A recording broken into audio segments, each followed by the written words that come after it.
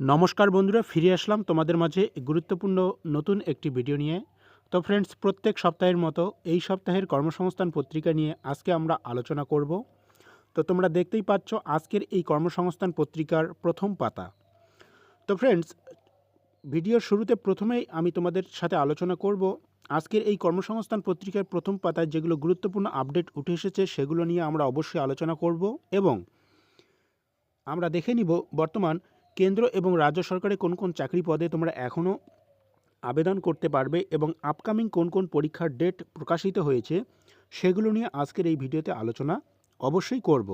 এবং তোমাদের ডাব্লিউবিপি এবং কেপির যে ব্যাপারটা রয়েছে সেটা নিয়ে অবশ্যই আলোচনা করব। একটু সময় দিয়ে ভিডিওটি শেষ পর্যন্ত দেখার অনুরোধ রইল। তো দেখো বন্ধুরা, প্রথম যে গুরুত্বপূর্ণ আপডেট তোমরা দেখতেই পাচ্ছ, পশ্চিমবঙ্গ কলেজ সার্ভিস কমিশনের মাধ্যমে কলেজে 1000 সহকারী অধ্যাপক নিয়োগের বিজ্ঞপ্তি প্রকাশিত হয়েছে। তো ফ্রেন্ডস, এখানে পোস্ট গ্র্যাজুয়েট ছেলেমেয়েদের জন্য তোমরা প্রত্যেকেই এই পোস্টটির জন্য আবেদন করতে পারবে। তো ফ্রেন্ডস, এখানে বিভিন্ন ক্যাটাগরি অনুযায়ী বিভিন্ন রকমের ডিপার্টমেন্ট যে রয়েছে সেই ডিপার্টমেন্টাল ওয়াইজ কিন্তু এখানে সহকারী অধ্যাপক নিয়োগ করা হবে। যদি বিস্তারিত জানতে চাও অবশ্যই কমেন্ট সেকশনে কমেন্ট করবে, আমি এই রিলেটেড একটি ডিটেলস ভিডিও তোমাদের সাথে নিয়ে আসব। নেক্সট দেখে নাও প্রাইমারির ইন্টারভিউ 10 মার্চ থেকে 29 মার্চ। তো ফ্রেন্ডস, এখানে বলে রাখি, তোমরা যারা নদিয়া, পুরুলিয়া, বাঁকুড়া, আলিপুরদুয়ার, দক্ষিণ দিনাজপুর, মালদা এবং পশ্চিম বর্ধমান এছাড়াও বীরভূম জেলার প্রার্থী রয়েছ, তোমাদের ইন্টারভিউ 10 মার্চ থেকে শুরু হচ্ছে এবং 29 মে পর্যন্ত চলবে। পরবর্তী আপডেট দেখতে পাচ্ছ, কলকাতা পুর নিগমে 26 জন ফার্মাসিস্ট নিয়োগের বিজ্ঞপ্তি প্রকাশিত হয়েছে।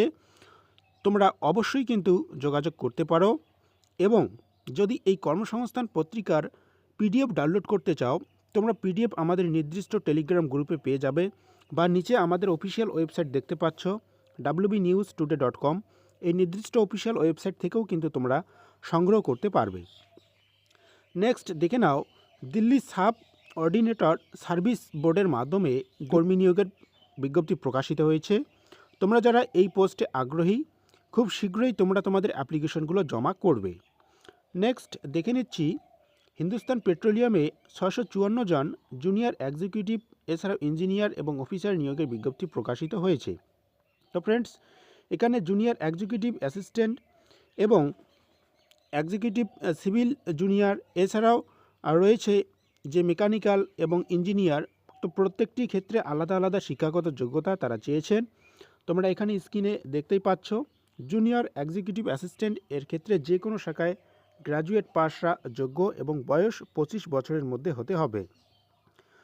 নেক্সট দেখে নাও, কলকাতা পুর নিগমে 86 জন নার্স নিয়োগের বিজ্ঞপ্তি প্রকাশিত হয়েছে। তোমরা যারা কলকাতা মিউনিসিপ্যাল কর্পোরেশনের স্বাস্থ্য বিভাগে স্টাফ নার্স পোস্টে কর্মরত হতে চাও, এখানে মোট 86 জন নার্স নিয়োগের বিজ্ঞপ্তি তারা প্রকাশ করেছেন। পরবর্তী গুরুত্বপূর্ণ আপডেট, 70 জন এক্সিকিউটিভ ট্রেনি নিয়োগের বিজ্ঞপ্তি প্রকাশিত হয়েছে।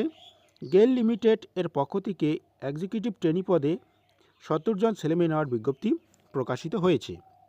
তো ফ্রেন্ডস, নেক্সট দেখে নাও, উজ্জ্বল ভবিষ্যতের দিশা দেখাতে বাঁকুড়ায় 13 এবং 14 মার্চ বিশাল কেরিয়ার ফেয়ার। তো তোমরা যারা এই কেরিয়ার ফেয়ারে অংশগ্রহণ করতে চাও অংশগ্রহণ করবে। তোমরা যারা বাঁকুড়া জেলার স্থায়ী বাসিন্দা, তোমরা কিন্তু এখানে গিয়ে তোমাদের নির্দিষ্ট যে শিক্ষাগত যোগ্যতা রয়েছে তার উপর ভিত্তি করে বিভিন্ন কোম্পানি, নামি দামি কোম্পানির থেকে ওখানে কয়েকজন আধিকারিক যাবেন, তাদের মতামত তোমরা শুনবে এবং তোমরা যদি ওদের সাথে কাজ করে তোমাদের কেরিয়ার গড়তে চাও অবশ্যই কিন্তু সেখানে গিয়ে তোমরা আলোচনা করতে পারো। তো ফ্রেন্ডস, এই ছিল প্রথম পাতার গুরুত্বপূর্ণ আপডেটগুলো তোমাদের সাথে শেয়ার করার। এখন আমরা চলে যাব জিজ্ঞাসা বিভাগে, দেখে নিব লেটেস্ট কী কী গুরুত্বপূর্ণ আপডেট উঠে আসলো।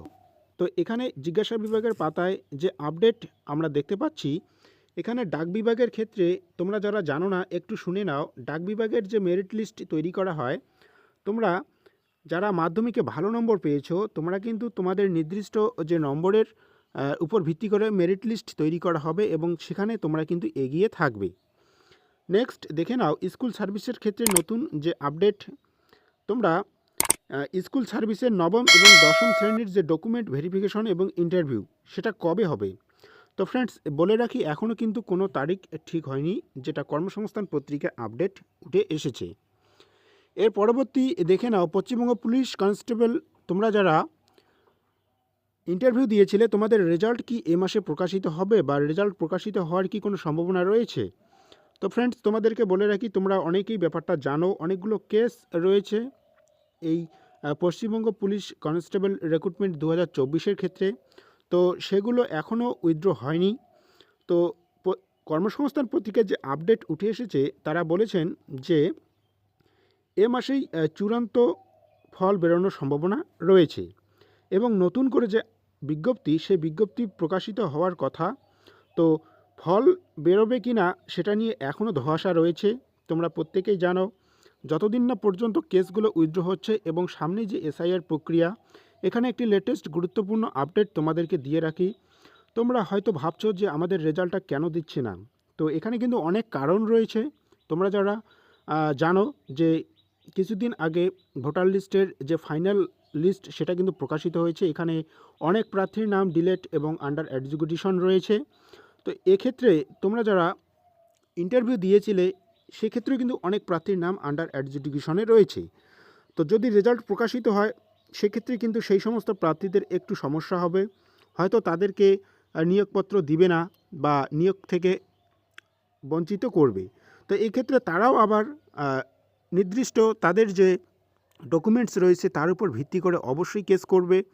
তো এগুলো অনেক সমস্যা রয়েছে। আমি মনে করি, আমার নির্দিষ্ট যেটা ব্যক্তিগত মতামত, এখন তোমাদের আর কোনো রেজাল্ট প্রকাশিত হচ্ছে না।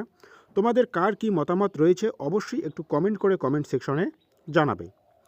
তো ফ্রেন্ডস, আমরা এরপরে আরেকটি আপডেট এখানে দেখে নিব। তোমরা যারা যুবসাথীর অ্যাপ্লিকেশন করেছিলে তোমাদের টাকা কিন্তু ইতিমধ্যেই ঢুকতে শুরু হয়েছে। নির্দিষ্ট তোমরা যে ব্যাঙ্ক অ্যাকাউন্ট নাম্বার দিয়েছো সেটা অবশ্যই চেক করে নিবে। বিভিন্ন জেলাভিত্তিক কিন্তু এই সমস্ত প্রার্থীদের টাকা দেওয়া শুরু হয়েছে। দেখতে পাচ্ছ যুবসাথীর যে নতুন আপডেট এখানে তারা দিয়েছেন। তো ফ্রেন্ডস, বর্তমান কেন্দ্র এবং রাজ্য সরকারের কোন কোন পরীক্ষা কবে অনুষ্ঠিত হতে যাচ্ছে, তো লিস্ট তোমরা দেখতেই পাচ্ছ। গ্রুপ ডি পরীক্ষা অলরেডি হয়ে গিয়েছে 8 তারিখে এবং আপকামিং যে পরীক্ষা রয়েছে ইউপিএসসির এবং এনটিপিসি, রেলের এনটিপিসির গ্র্যাজুয়েট লেভেলের যে পরীক্ষা সেটা অনুষ্ঠিত হতে যাচ্ছে 16 থেকে 27শে মার্চ। এবং এছাড়াও নিচের দিকে ইউপিএসসির যে সমস্ত পরীক্ষা রয়েছে তার ডেটক্ষণ কিন্তু প্রকাশিত হয়ে গিয়েছে। এবং প্রাইমারি টিচার পদে নদিয়া, মালদা, আলিপুর, দক্ষিণ দিনাজপুর, এছাড়া পশ্চিম বর্ধমান, বাঁকুড়া, বীরভূম এবং পুরুলিয়া জেলার ইন্টারভিউ 10ই মার্চ থেকে 29শে মার্চ অনুষ্ঠিত হতে যাচ্ছে। তো ফ্রেন্ডস, এখন আমরা দেখে নেব বর্তমান কেন্দ্র এবং রাজ্য সরকারে কোন কোন চাকরি পদে তোমরা এখনও দরখাস্ত করতে পারবে।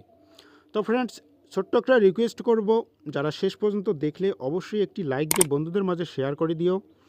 একটু সাপোর্ট করবে, তোমরাই পারো আমার এই ছোট্ট একটি ইউটিউব চ্যানেলকে একটু বড় আকারে পরিণত করতে। যদি তোমরা একটু সাহায্য করো, একটু সহযোগিতা করো, আমি তোমাদের জন্য অনেক কিছু ভেবে রেখেছি, সেগুলো তোমাদের কাছে অবশ্যই নিয়ে আসব। নেক্সট দেখে নাও কোন কোন চাকরি পদে তোমরা এখনও দরখাস্ত করতে পারবে। তো ফ্রেন্ডস, এই হচ্ছে লিস্ট। একদিকে রয়েছে বিজ্ঞপ্তি এবং শিক্ষাগত যোগ্যতা, তারপরে রয়েছে মোট শূন্যপদ এবং বিজ্ঞপ্তির লাস্ট ডেট এবং তোমরা নির্দিষ্ট যে অ্যাপ্লিকেশন জমা করবে তার নির্দিষ্ট অফিসিয়াল ওয়েবসাইটের নাম। তো তোমরা যারা যে পোস্টের জন্য প্রিপারেশন নিচ্ছ অবশ্যই ভিডিওটাকে একটু স্টপ করে দেখে নিও। এখানে লেটেস্ট যে গুরুত্বপূর্ণ আপডেটগুলো রয়েছে সেগুলো কিন্তু তুলে ধরা হয়েছে। তো ফ্রেন্ডস, দেখা হচ্ছে পরবর্তী লেটেস্ট আরেকটি গুরুত্বপূর্ণ আপডেট নিয়ে। ধন্যবাদ।